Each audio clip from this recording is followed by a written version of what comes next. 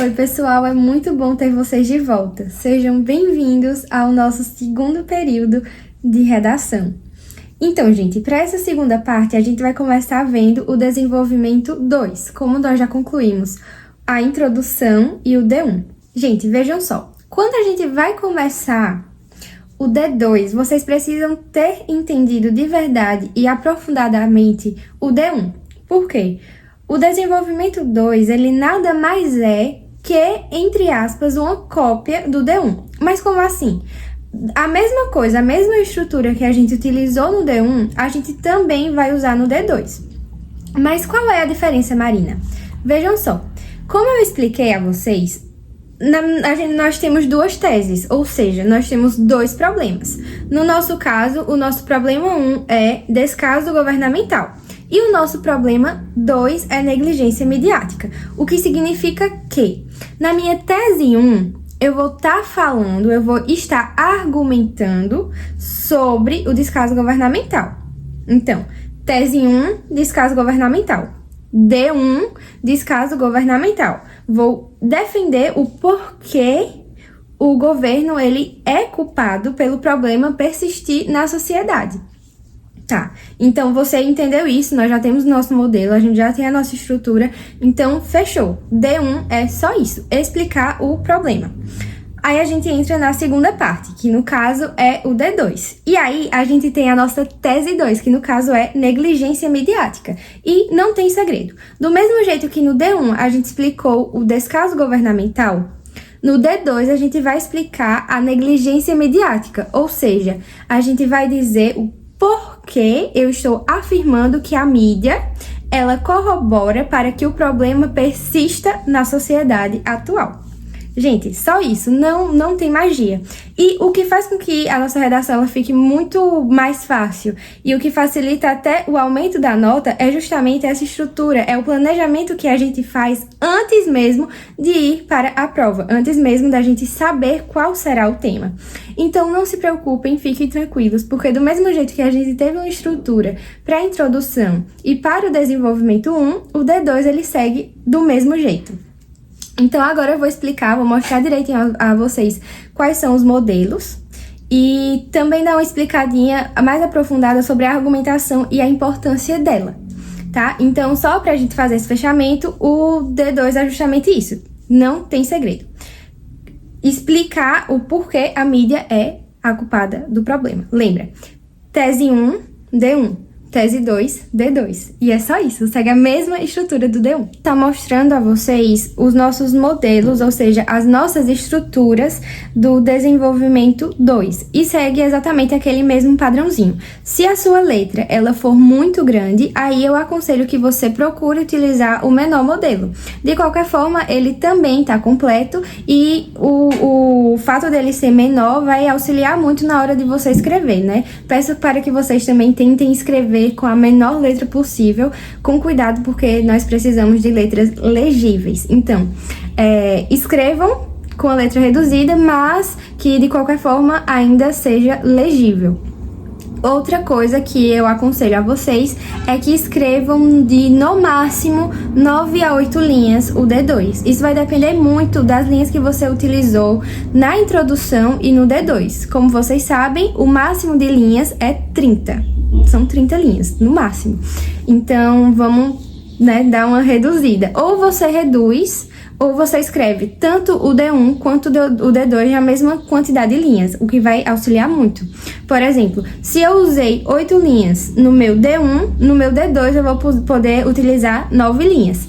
Já se no meu D1 eu utilizei 9 linhas ou 10, que não é aconselhável, mas se você usou 9 linhas no D1, no D2 eu aconselho que você utilize 8 linhas. No máximo, porque você ainda precisa escrever a conclusão. Então, gente, vamos lá. Eu fiz 4 modelos para vocês utilizarem e verem qual desses modelos vão se adequar mais com o modo de escrita de vocês. O que nós temos aqui são as estruturas. Marina, eu preciso copiar e colar? Gente, vocês podem fazer isso sim. Assim, eu aconselho que escrevam do jeito de vocês. Até porque quando a gente altera, quando a gente sabe colocar a escrita do nosso jeito, tudo vai fluir muito mais fácil. Mas se caso você tiver essa dificuldade, você pode literalmente pegar e escrever como está aqui. Mudem algumas palavras, usem sinônimos, troquem os conectivos. Isso é muito importante para o texto de vocês. Ou caso vocês queiram utilizar um pouquinho de cada, por exemplo, eu pego uma coisinha do modelo 1 e eu uso no modelo 2, enfim, vão adequando, vão mudando e isso é muito bom. Mas se caso vocês quiserem utilizar o modelo exatamente como ele tá, também é aconselhável, contanto que vocês consigam substituir as lacunas, como por exemplo aqui, quando a gente vem falando sobre a nossa tese 1. Então, tipo, fiz aqui o modelo e aí eu vou ter que colocar a minha tese, na tese 1, a tese 2, na verdade, que no caso, qual é a nossa tese 2? Negligência midiática, o que significa que isso vai ser sempre igual. Então, tese 2, negligência midiática, e isso não vai fugir do padrão, tá? Sempre vocês vão estar utilizando isso, o que vai facilitar muito, né, como a gente já sabe. Então, vejam só, aí, tese 1, negligência midiática. E aí a gente dá sequência. Aí a gente segue aqui pro tema. Pessoal, nessa partezinha do tema, eu peço para que vocês não literalmente copiem e colhem o tema, como a gente já vai ter utilizado o tema outras vezes, tanto na introdução como no desenvolvimento 1. Então, Marina, eu preciso usar o tema, mas como é que eu vou usar sem repetir? Peguem sinônimos. O que eu aconselho muito, leiam o texto de apoio, porque dentro do texto de apoio, o tema ele vem reescrito de várias outras formas, de modo que ele não perca o sentido, tá? Por exemplo, se eu tô falando sobre violência contra a mulher, o tema é violência contra a mulher, dentro do texto ele vai estar se referindo à violência contra a mulher, só que com outras palavras. E aí, vocês vão poder estar utilizando. Por isso que eu aconselho muito. Olhem o texto de apoio. É muito importante. Então, o tema, lembrem e cuidado para não estar repetindo exatamente o tema como ele tá. E aí, a gente dá sequência. Vamos para impactos da problemática. O que seria esse impacto da problemática? Justamente uma coisa muito impactante do problema. Por exemplo, se eu tô falando sobre a violência contra a mulher, eu vou ter que dar um exemplo de um impacto da problemática. Por exemplo, o que as mulheres elas sofrem ao sofrerem essa violência, tá? Então, a gente pode até dar um exemplo de uma violência doméstica, tá? Enfim, pensem, impactos da problemática, apenas uma coisa muito impactante, e se der, dá até uma explicadazinha. Por exemplo, de conteúdos relevantes impactos da problemática, acerca da violência que a mulher sofre, acerca da inferioridade que é trazido, que é ocasionado a essa mulher. Enfim, com o tempo que vocês forem praticando, vocês vão entender muito mais. Mas vai dar certo, pratiquem que vai dar muito certo. Então aqui a gente vem e repete o tema novamente. Nessa parte de repetir o tema novamente, eu vou bater na mesma tecla. Gente, não repitam o tema, não copiem e colhem o tema. Eu quero que vocês busquem sinônimos para aí sim colocar no lugar do tema. É muito importante. Não repitam. Eu vou repetir várias vezes isso que eu tô falando sobre vocês não repetirem o tema, porque isso é essencial em uma redação de alta qualidade. Então, vamos lá.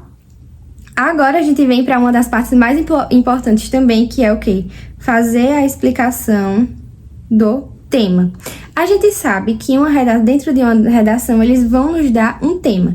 E o tema vai ser justamente sobre o que a gente vai falar ao decorrer da redação. Ou seja, a gente precisa deixar explícito sobre o que é que nós iremos falar. E não só isso, a gente também tem que deixar muito explicado que a gente entende e que a gente sabe argumentar sobre o assunto. Até porque é um dos fatores cruciais, é um dos fatores principais na redação, a argumentação.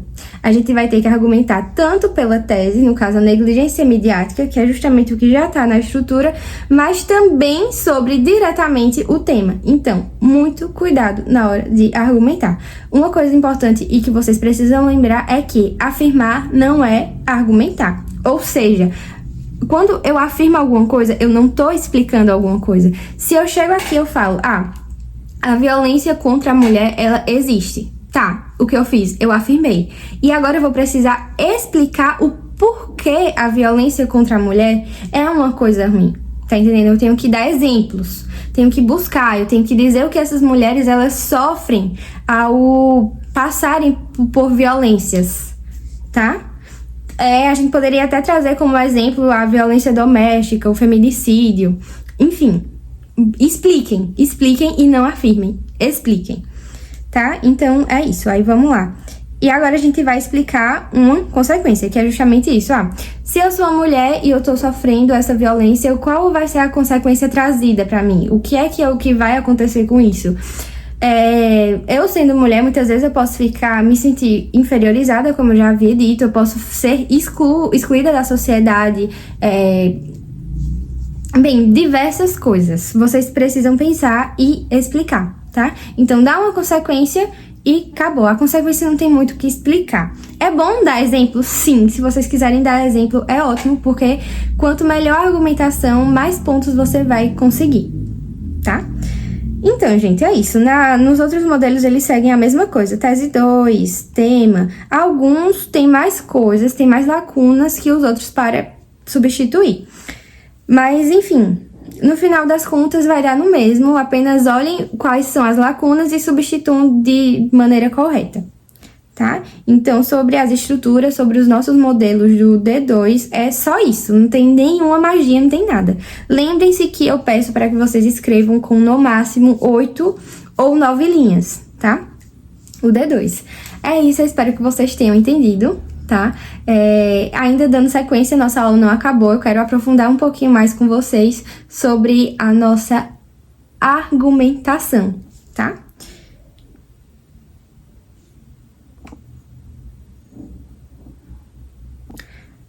Então, pessoal, aqui eu tô seguindo com uma coisa bem manual mesmo, uma coisa mais que eu mesma escrevi, como aqui, né?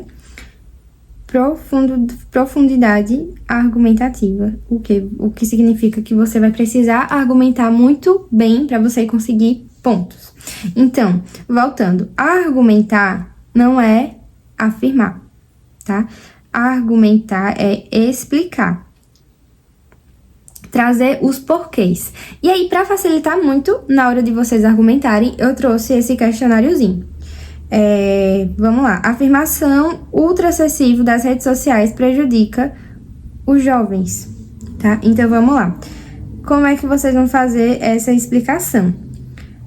O uso acessível das redes sociais prejudica os jovens porque a exposição constante a padrões realizados de vida intensifica processos de comparação social, aumentando o sentimento de inadequações e insatisfações.